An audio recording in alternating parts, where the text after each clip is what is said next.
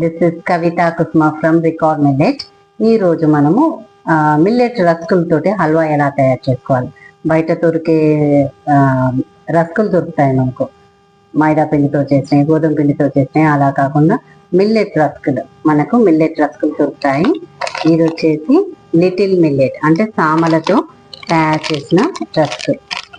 ఇది దీనికి కావాల్సినవి డ్రై ఫ్రూట్స్, గుమ్మడి గింజలు, కాజు, బాదం, కొంచెం బెల్లం పొడి, అంతే దీనికి కావాల్సిన పదార్థాలు. మొదటగా మిల్లెట్ రస్కులు ఉన్నాయి కదండి, ఈ మిల్లెట్ రస్కులను మనము మిక్సీ చేసుకున్నాం. వీటిని మిక్సీలో వేద్దాము. నేను ఒక 5 తీసుకుంటున్నా. ఈ 5 వీటిని మిక్సీ చేద్దాం. ఇలా పొడి చేసిన దాన్ని మనం రస్కులం పొడి చేస్తాం కదా, మిక్సీలో వేసి ఒక బౌల్లో తీసుకున్నాము.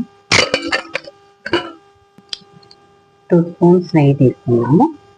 2 స్పూన్స్ నెయ్యి తీసుకొని ఈ డ్రై ఫ్రూట్స్ని మనము వేయించుదాం. కాజు, బాదం, గుమ్మడి గింజలు,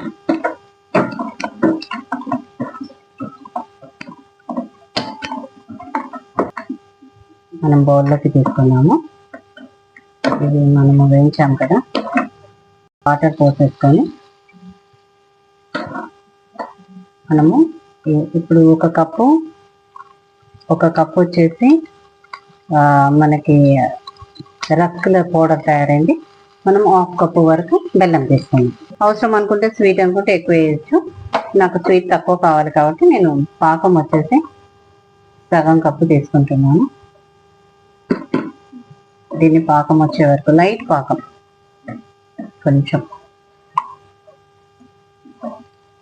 కొంచెం ఇలాచీ పౌడర్ వేసుకోవాలి, ఫ్లేవర్ బాగుంటుంది కాబట్టి.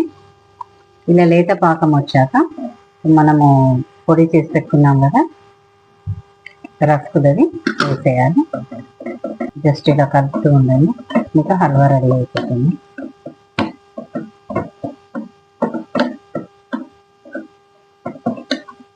దీంట్లోకి మనం వేయించుకున్న డ్రై ఫ్రూట్స్ అన్నీ వేసుకోవాలి.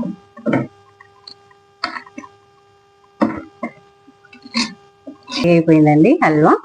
చూడండి, ఒకసారి టేస్ట్ చేసి చూద్దాము.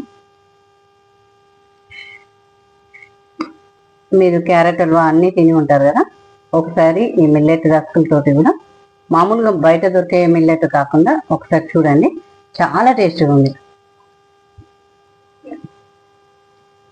Thank you sir.